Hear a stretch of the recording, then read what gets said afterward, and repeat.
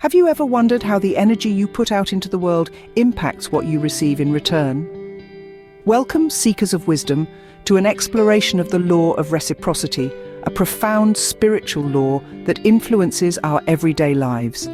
It's a law that speaks to the energy we circulate, the actions we take, and the intentions we set. In the heart of this law lies the teachings of metaphysical teacher and writer, Florence Scovel Shinn. She spoke extensively on how giving and receiving are not separate acts, but part of a continuous cycle. According to her, when we give joyfully and freely, we open ourselves up to receive abundance from the universe. This is not just about material possessions or money, but about love, kindness, and all forms of energy. As we delve into the wisdom of Florence Scovel Shinn, we'll discover how this law subtly shapes our lives. Shinn speaks of a fascinating cycle, one where giving and receiving are intertwined. In her wisdom-filled book, The Game of Life and How to Play It, she underscores the profound truth of this unending cycle.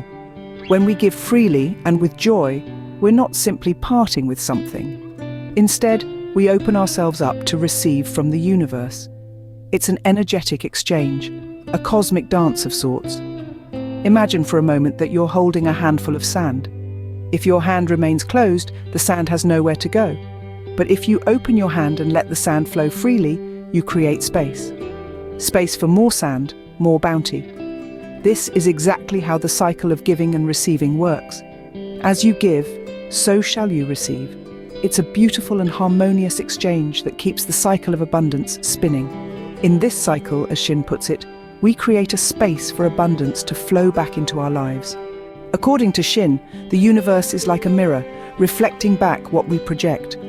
In her teachings, she emphasized the law of reciprocity, this cosmic principle that the energy, actions, even the smallest of deeds we put out into the world come back to us. Often they return multiplied. Imagine the universe as a vast cosmic echo chamber, where every act of kindness, every word of encouragement, every expression of love gets amplified and returned to you. She often quoted the scripture, "Cast thy bread upon the waters, for thou shalt find it after many days," to illustrate this point. It's not just about the material things we give, but also the thoughts we think, the intentions we set, and the energy we radiate.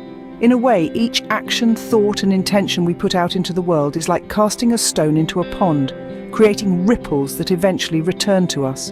Shinn places immense emphasis on the purity of intention when giving. She teaches us that when we give, we should do so without expecting a return from the same source. This might seem counterintuitive in a world where trades and transactions are often direct and immediate. But in the spiritual realm, the flow of energy isn't bound by such linear constraints. Imagine you're tossing a pebble into a still pond. The ripples it creates extend outward, reaching far beyond the point of initial impact. Similarly, when we give, be it love, money, help, or kindness, those ripples of positive energy extend out into the universe. And the universe, in its boundless wisdom and abundance, responds in kind.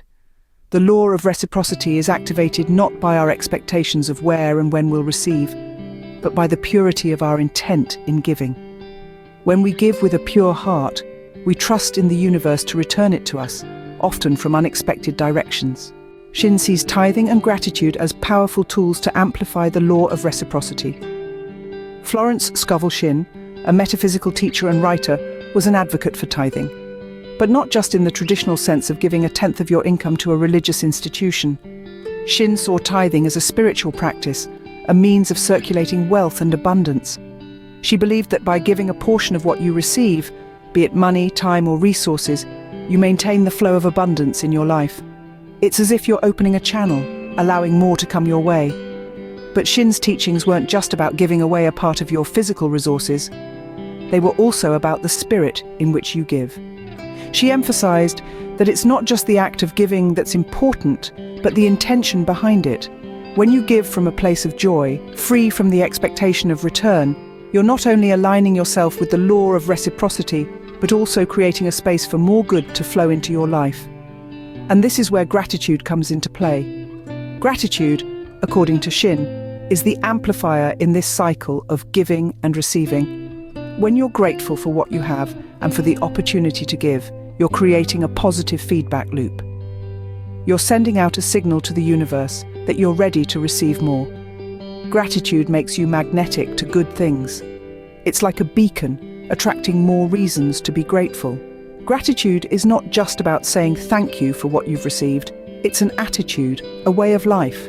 It's about acknowledging the abundance that's already in your life and appreciating the opportunity to participate in the circulation of that abundance.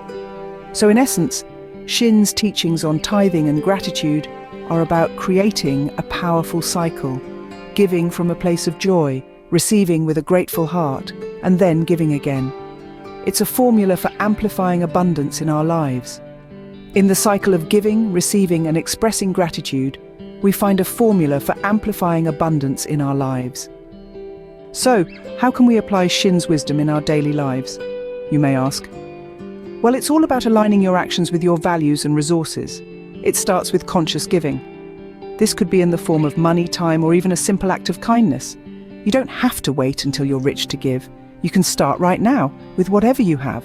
When you give, do it freely, do it joyfully.